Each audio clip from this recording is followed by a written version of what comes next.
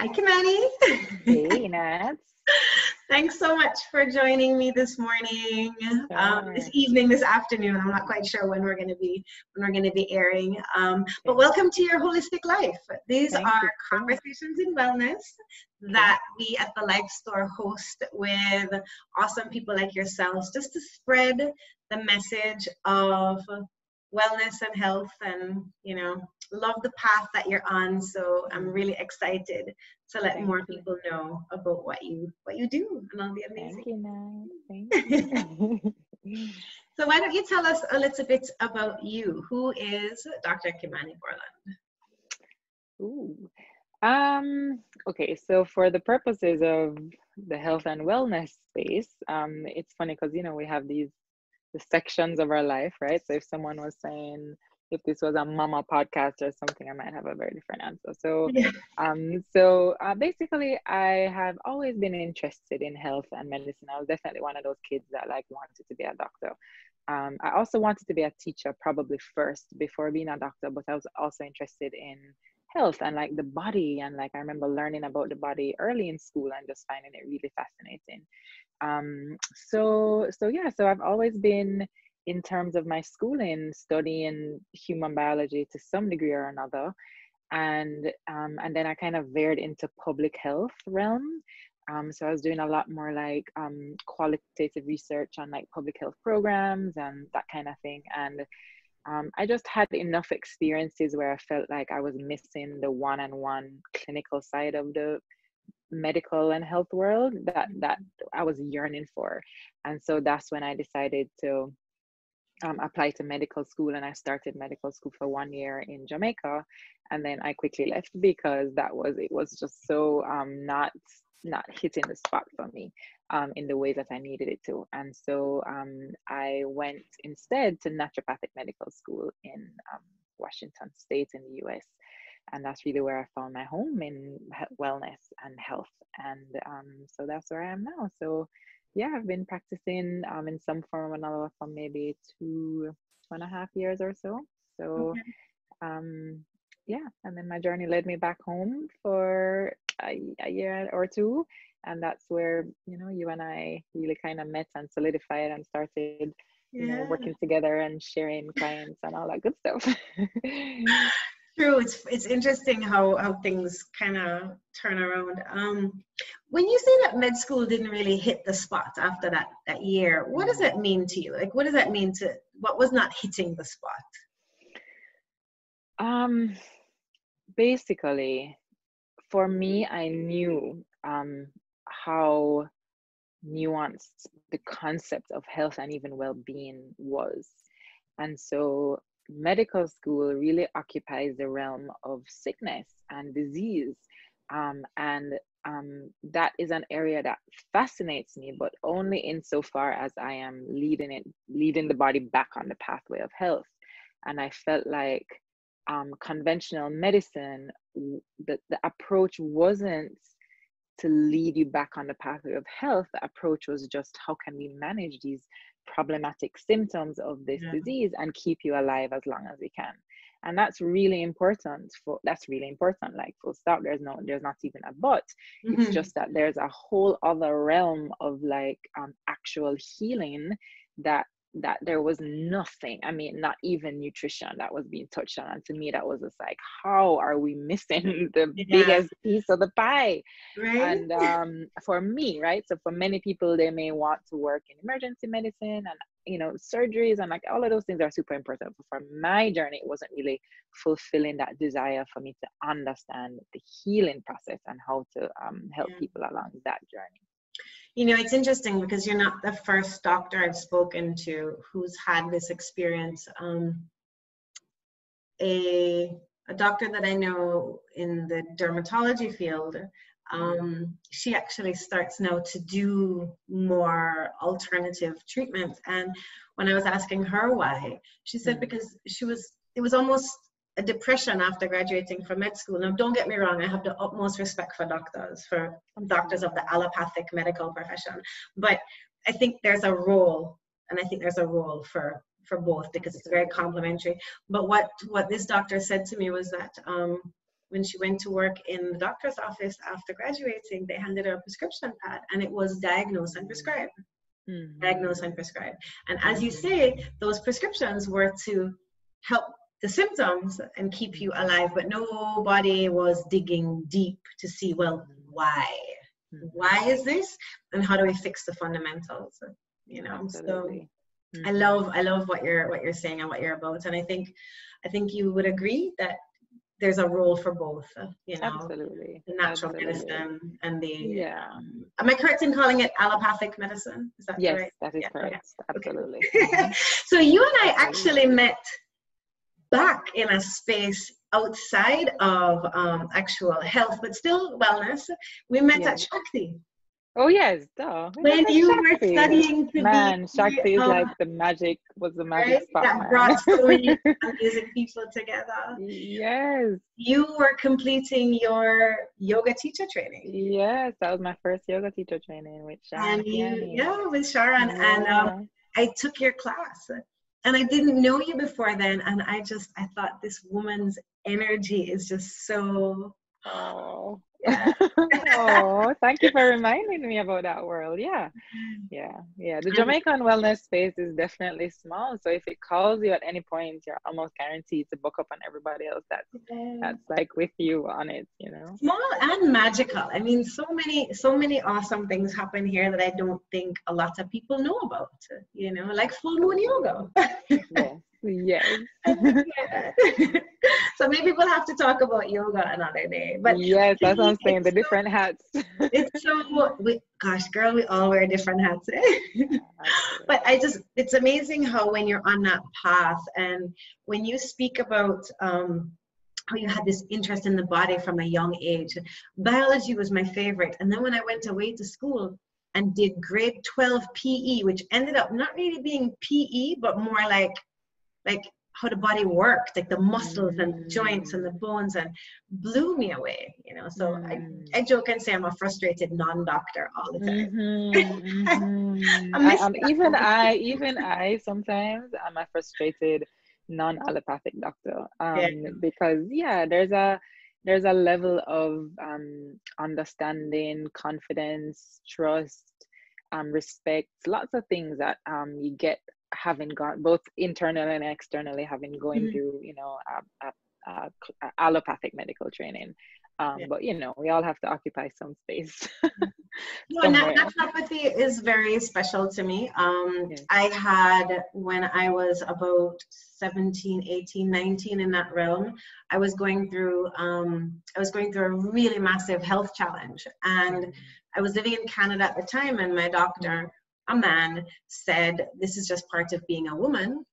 You just got to get used to it. And you know, I mean, people know my life is an open book. I mean, I was having chronic yeast infections. Like, there was not a week that went by that it wasn't that one was finishing or one was starting. And it wasn't even cyclical. It was just all the time, you know. And my doctor said, it's just part of being a woman. You're going to learn to live with it. And I thought, this cannot be. So somebody in a coffee shop somewhere overheard talking about something. And I went to this lady, completely like just frustrated that I now have to live with yeast infections for my entire life. And this woman was a naturopathic doctor. I'll never forget, Dr. Pamela Thompson. And within 2 months, good. Amazing. And for 20 years, good, right? And what did we do? We did a cleanse. This was a long time ago, right? We did a cleanse. We did targeted supplementation.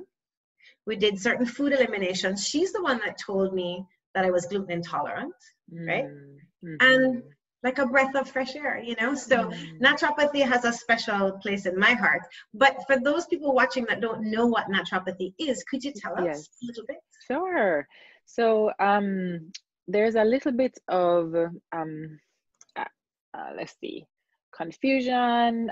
It might be worth for us to kind of dissect the profession, because anything that has a little bit more like art to it and magic to it, you'll find it's a lot harder to kind of dissect, and this is who I am and this is who I am. But I think it's important to note that there's naturopathy as a tradition of natural medicine. Okay, and usually a traditional naturopath will do it doesn't online trainings right now are really common. There are lots of in-person trainings as well, and usually it's a practitioner that is interested in medicine and wants to incorporate all the different tools that we have for natural medicine, homeopathy and herbs and nutrition and all that good stuff. Naturopathic medicine is kind of a unique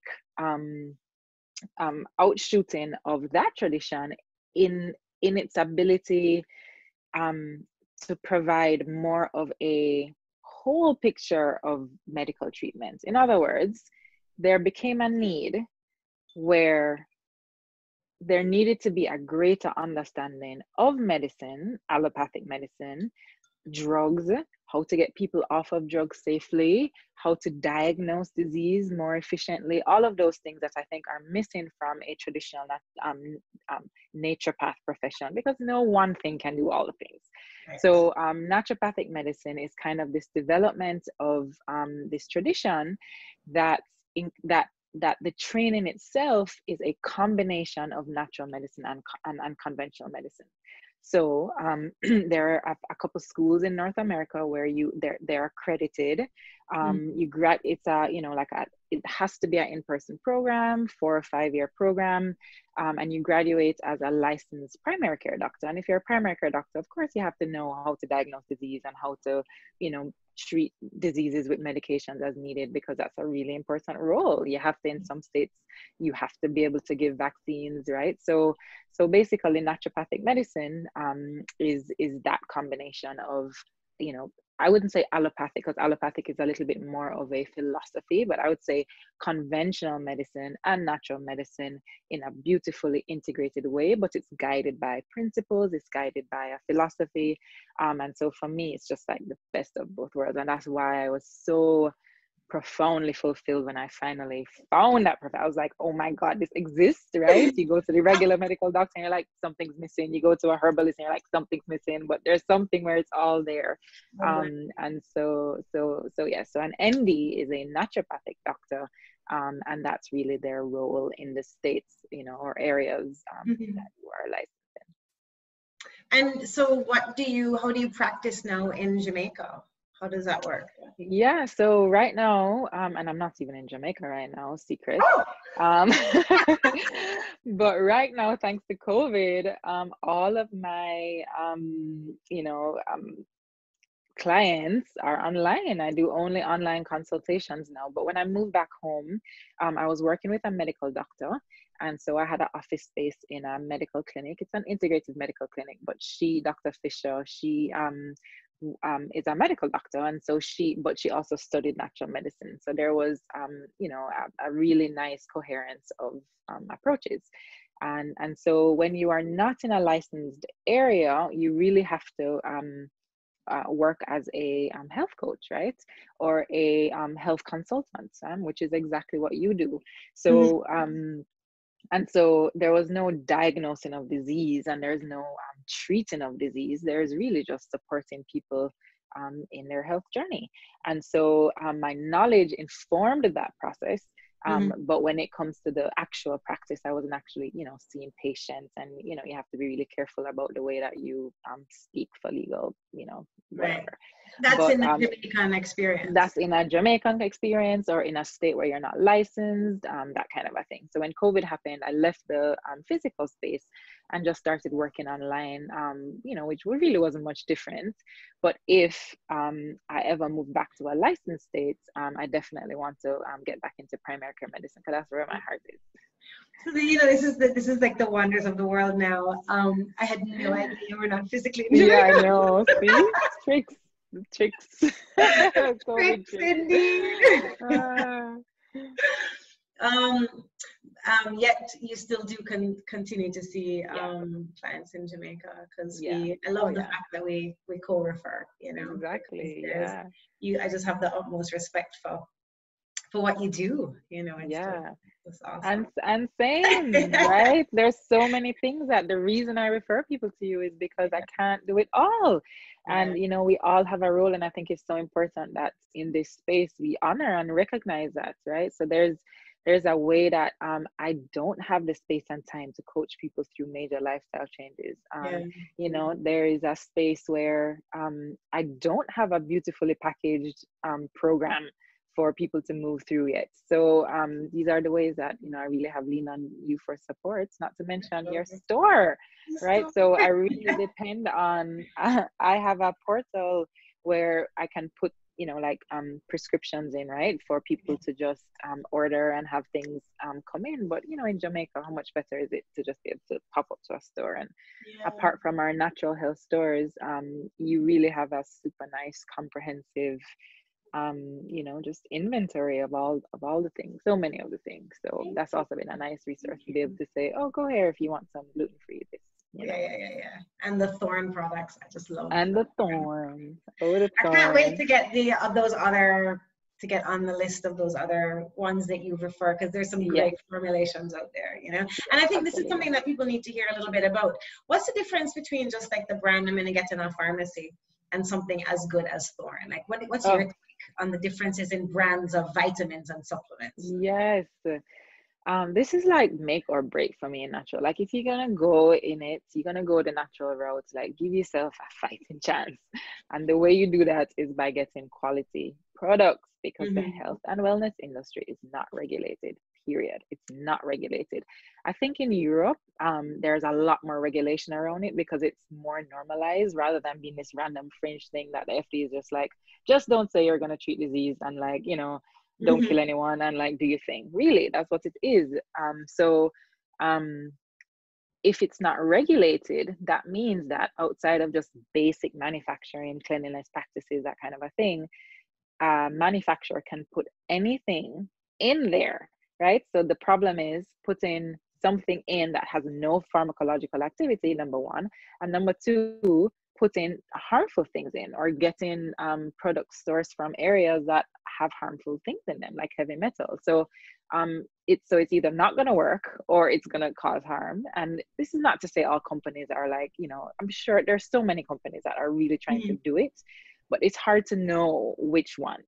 And so the nice thing about going through my program is that I got really familiar with the brands, in terms of the big brands that are actually having external quality control measures that ensure that what they say is in there is actually in there, and what shouldn't be in there is not in there. And, you know, Thorne just happens to be one of those. There are many.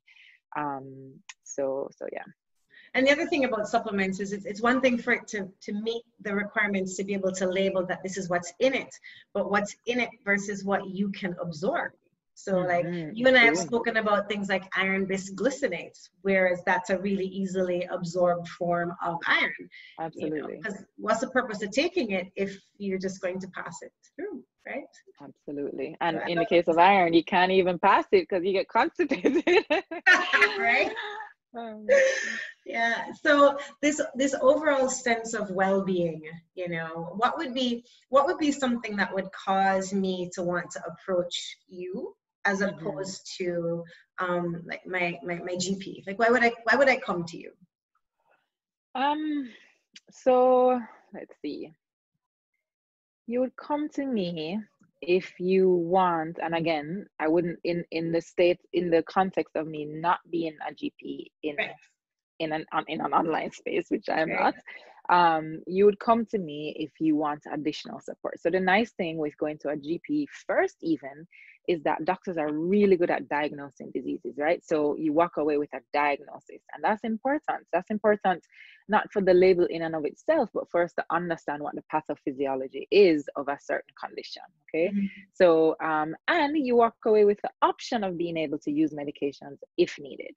Now, if you want a different approach, if you want to understand a little bit more of the why, right? Not just the what, but the why. So get into the root cause.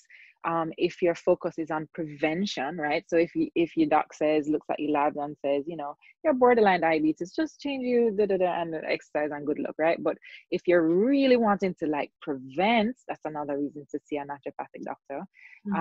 If you want to attempt to use natural therapeutics before you get to the medication, that's another reason.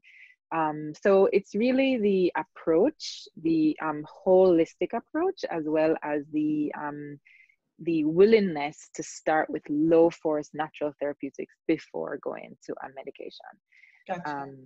Yeah. Gotcha. And also I find there can also be a gray area between, it's not quite like diagnosable, but I don't feel as amazing as I know I'm meant to feel. So Yes. I'm not sick, but I'm not Right. healthy. Yes. I'm kind of in that space in between where I want more out of me. Yes. And or the doc is not able to put a label on it because it doesn't exist in the repertoire of labels that we've developed over a century. And by the way, medicine is really not a super old science, just FYI. So there's a lot that is still being learned, okay? So you're not able to put a label on it, or as you said, allopathic medicine is very good at recognizing like overt diseases, or organic diseases is what we call them. But what about just not feeling well, and the inability to pick that up necessarily on a lab results, or the inability to do anything about it, which in your case, you had a disease, okay, diagnosable, check, lab tested, check, but what can we do about it? Nothing, right? Because the only thing that they're giving you to do about it is not working anyway. Yeah. So you know, that's another realm of where, you know, allopathic medicine really falls short when it just can't meet the needs of somebody's health journey. And usually there's a lot that we can pick up on in terms of nutrition and herbs and just lifestyle shifts and stress management and all that stuff. Yeah. Cool. You know, Kimani, I wonder what, given this pandemic, and we're not even going to get into like talking about vaccines, but in the current state, that's a different. That's a beast. That's a beast. But given the current state of the world, and I think people need to recognize that it's not going to end when, you know, people keep saying, "Oh, if 2020 is over," this is like, my approach is, this is where we are now, and how do we bloom where we're planted? Like, what's the best thing that we can be doing now? So if you could give me and our viewers just like the best advice, simple, what could we do right now to make sure that we are as awesome as we could be and as healthy? If you had to pick one thing. And not the normal, like not eat more vegetables, not sleep more, not drink more water. Yeah. I would say, so this space it reminds me a lot of when we get into like a challenging yoga pose, and your you know, your immediate reaction is like, especially when you're doing something like a yin, or anybody familiar with yoga, you're in pigeon or something, and it's just like, oh, it's really uncomfortable, and your immediate reaction is like, get out of this situation. But there is so much value in, once you're not going to injure yourself, in just staying in that space. And it's because of what can be transmuted once you get through it, and then you're on the other side, you get up and your hip is a whole new hip, right? The way that things flow freely, the things you discovered yourself in that in that space of discomfort. So that's what this feels like to me. It feels like an extended, challenging yoga pose, and there's so much to explore here. And it's horrible and difficult and challenging, and you know, there's a spectrum of challenge, right? So for some people it's like, where's my meal, which is that's survival challenge. There's no like, that, to me, that would be unethical to be like, you know, we're not going to be doing that with our yoga, okay? That's survival. Then there is like, you know, like shit's hitting the fan right now, how can I make it through this with self-awareness? So in other words, I think that it is a really prime time for really just flipping inward, and not in a let me go meditate in my room and pray this away way, in a way where you watch what your triggers are, you watch what you are, how you're responding to the media, you watch the people around you. Who do you want to you know, which company do you want to keep, you know, which beliefs do you want to hold on to, and which ones you want to let go of? How are you holding yourself back before? In which ways were you not being courageous and brave? Like, there's just so much here, and it's a day-to-day, moment-to-moment practice. So I would say exactly what you're saying, which is that, you know, don't run away and don't wish it away. That's not the world we live in, and that's wishful thinking and that's not going to serve you. It's more a deep acceptance of where we are and how you can step into the driver's seat of transmuting this difficulty and discomfort into something that is more beautiful and wholesome on the other side. Amazing. That's perfect. Yes, it's really up on. How do people reach you, Dr. Kimani? You can reach me. The best way I would say is Instagram. I have a love-hate relationship with social media, as we all do. It's a challenging space to be in. I've just like dwindled my social media down to Instagram for whatever reason. It helps me to just be like, okay, there's one platform that I'm just gonna work with for now. And then I have a website. So that's really where you can read a little bit more about my background. You can actually book a session directly there, which is really nice, and it just kind of starts our online process, which is a nice little system. And what's your website? So my website is wellnesswithdrk.com. So wellness with drk.com. Okay. How else? Everything's there. My email address and all that good stuff is all there. Perfect. Well, Kimani, thanks for doing what you do. Thank you. And I love how we were going to talk about diabetes and just like got to the juice instead. I know. We're going to have to do round two. Talk about diabetes. Yeah, agreed. Even after Diabetes Awareness Month is over. Absolutely. So much to talk about. So much. Because you're so right. But I think it was important to start off with what is naturopathy, to clear up the misconceptions. All right, so stay tuned for next week. We're going to talk about diabetes. I love it. Thanks, Kimani. All right, girl. Talk to you soon.